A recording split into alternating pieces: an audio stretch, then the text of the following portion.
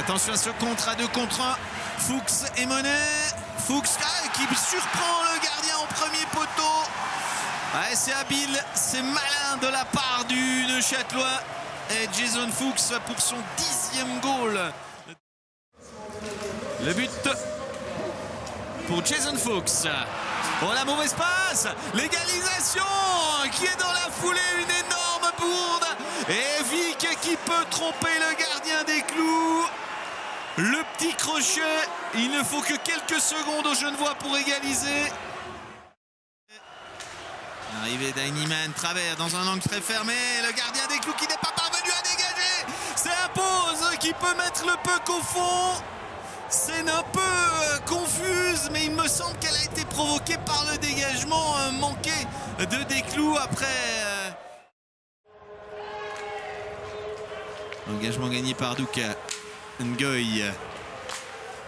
Ah, le tir est fait mouche. Ah, on l'a pas vu venir ce tir de Michael Ngoy. J'ai pas l'impression qu'il a été dévié. 3 contre 3.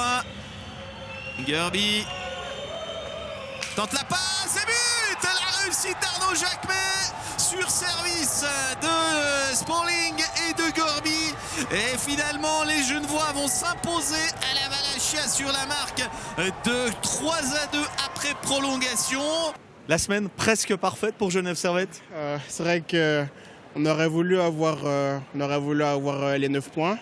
Là, malheureusement, on a entre guillemets perdu un, mais c'est jamais facile de venir jouer ici.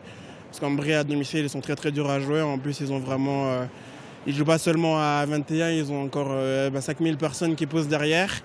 Et on a quand même réussi à prendre 2 points. Et je pense que quand même on a fait une très bonne semaine. Et c'est une semaine qui va nous faire du point et qui va nous faire du bien au niveau des comptes.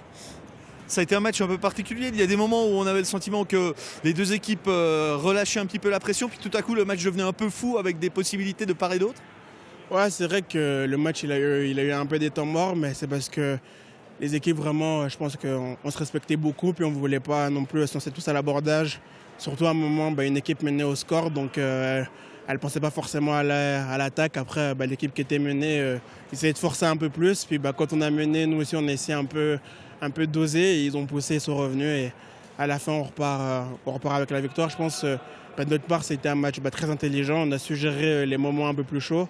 Robert il a fait encore un gros boulot aujourd'hui, là il sort une grosse parade quand on était en powerplay et après en prolongation on a réussi à mettre ce fameux but qui nous donne les 2 points.